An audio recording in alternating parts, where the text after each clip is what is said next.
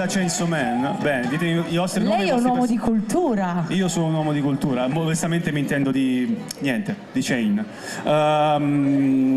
Nome, cognome, no scherzo, nome e nome del personaggio. Christian Denji.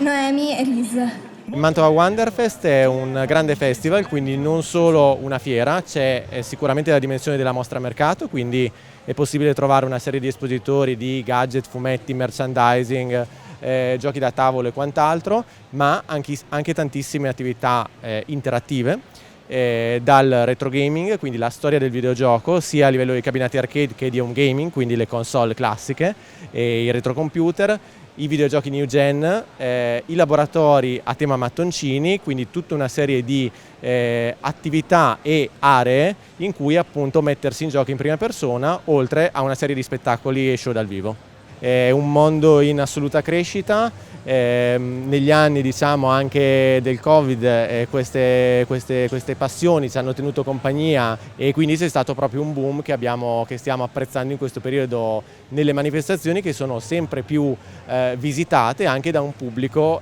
sempre più ampio, quindi non solo appassionati ma anche famiglie, ragazzi e diciamo anche tutta la cittadinanza mantovana può trovare motivi di interesse all'interno di questo festival.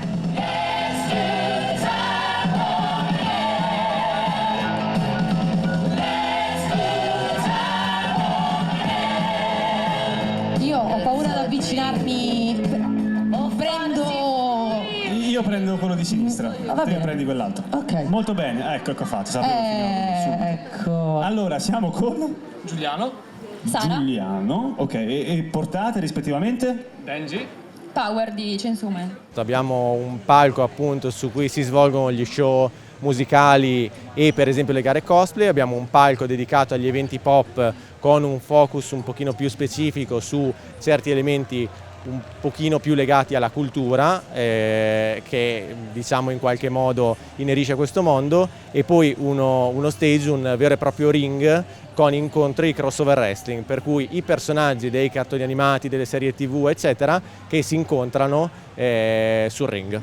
E allora, ad aggiudicarsi l'ingresso per la prossima edizione del Wonderfest. Non vi sento! È la nostra Mew Party dalle Tokyo Mew Mew!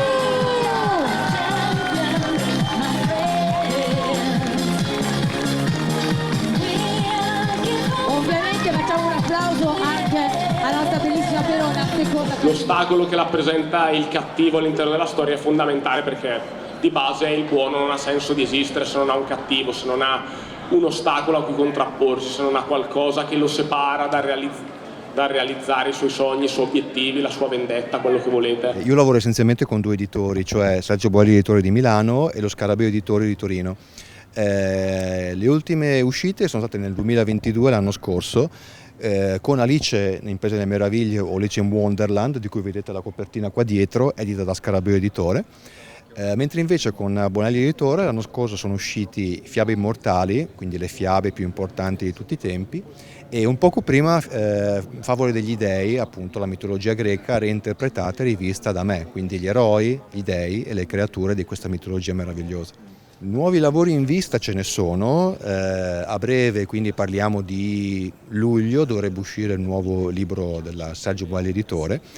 E poi altre novità, devo dire, piuttosto importanti.